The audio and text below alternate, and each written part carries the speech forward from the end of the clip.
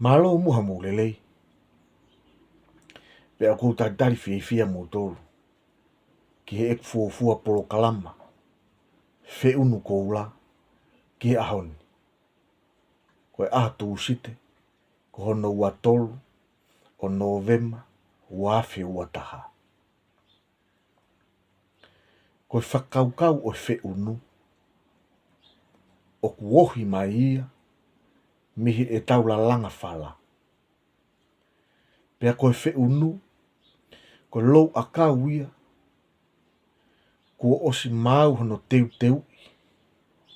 Mohono tohi. Ke la langa aki ha whala. Ko ha whala lelei. E makatu unga ia. Ihe lelei. Ai fe unu. Koe whakakaukau. O eku polo kalama fe unu koula. O whakatau mua ia. Ke wahe atu ai. Ai ngahi ilo koula. Ai ngahi fe unu koula. Ai ngahi ilo kehe. Ihe malae kehe pe. O kamata pe me iono aho. O a umai ki ono pōni. E hoko atu. A eku polo kalama fe unu koula. Ihe taimi whainga maari e kotoa pe. Pea teu wahe atu ai. Ai ngahi fe unu koula. Pe koe ngahi ilo koula. O e kau filo sefa. O ono aho. O a umai pe ki kau filo sefa. O ono pōni. Pea ikai ke ngata pe i ngahi ilo ko ia. Ka teu o atu. Mo ngahi ilo kehe pe. Aia o kou tui. E aonga. Ki he e tau fatu whala. Tuku mua ki kamata. Aki e proklama fi unu koula. Aki haktala noa. Ki he filosefa iloa me karisi. Na e ui ko tare. Pe ko e rea whakapapalangi. Thales. Ko tare. Na e tupu hakea i karisi. Whakafuofua ke he tau. Hono wanima ki mua ia kalaisi. Na e tupu hakatare ia i he ki kolo na e ui. Ko Miletus. Pe ko Miletus. Pea koe kolo koe ni. Na e ihe siti ia. Na e iloa ko Ionia. Ko Ionia koe konga ia o karisi hahake o ahoni. Kono toi wharea koe ki toi mahino ange. Koe mui tolo eni o toake he ahoni. Koe hae uhinga o mahu inga ai ke tau tala noa ai ki a tare. Ko tare koe fuafua tangata ia o science. The first man of science.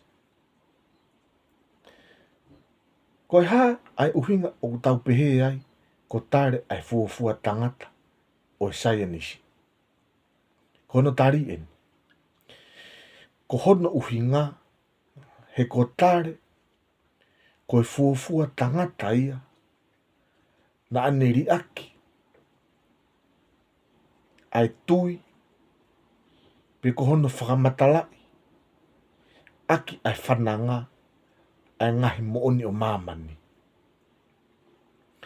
O anga fefe. O anga pehenia. Tau o mai ange a e tau whananga koe ki he mofu ike. Tokua koe fuusai aniti o ku toko pe i lolo whanua. Pea koe taimi pe koe o ku ngau e holo ai. Pea hoko ia koe mofu ike. Na e whakatoka ngai e tare. Ai whaahinga whakamatala tae whalala anga koe ni. Pia whokotu urewa e tare, ai saia nisi, kene whakamatala e ngahi moni o mamani. Kai oua te tau toe whakawhalala i he whananga. Pana e o mai rewa e tare e whakakaukau ko ni, i he toka te rin, whakafilosofia na e iloa ko empiricism. Ko empiricism, ko toka te rin ne ia, o filosofia, o tau whikumi tau atai nai, ki he existent, pe koe iai.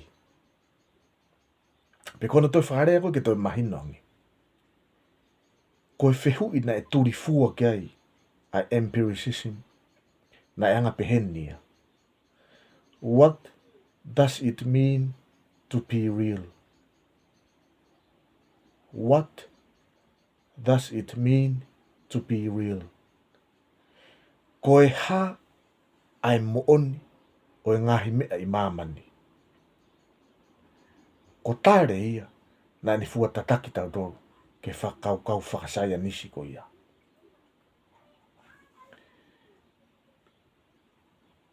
Pena e whakahoko, ai whakatotoru, pena mui whakaukau a tare.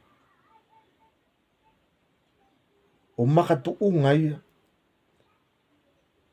i he ene sio, koe mamani, o iai ngahi mea lalahi koni. Uluaki, ko solid. Ua, ko gas. Tolu, ko liquid. Pe whakaukau rewa tare. Koe haha mea he mamani.